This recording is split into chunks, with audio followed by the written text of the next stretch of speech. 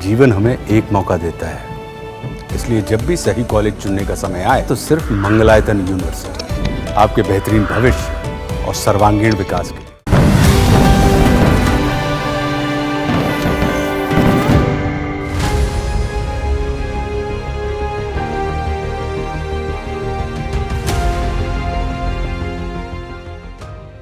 Donald Trump और Vladimir Putin के बीच Alaska में मीटिंग हो चुकी है। इस मीटिंग के दौरान कई मुद्दों पर बातचीत हुई, लेकिन एक मुद्दा ऐसा भी था जिस पर भारत की गहराई से नजर थी।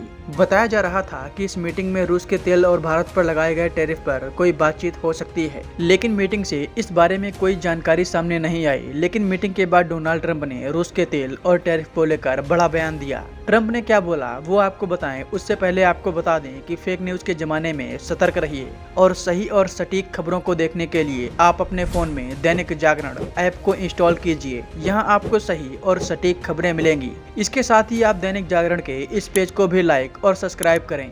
चलिए वापस अपने टॉपिक पर आते हैं।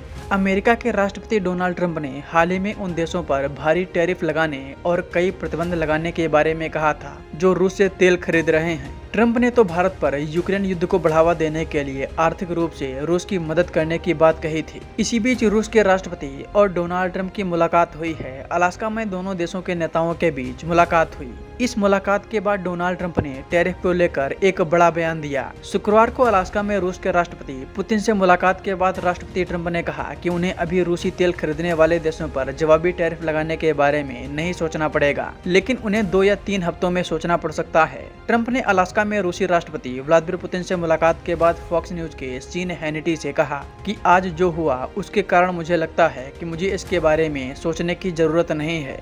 उन्होंने आगे कहा कि अब मुझे इसके बारे में 2 या 3 हफ्तों में सोचना पड़ सकता है, लेकिन हमें अभी इसके बारे में सोचने की जरूरत नहीं है।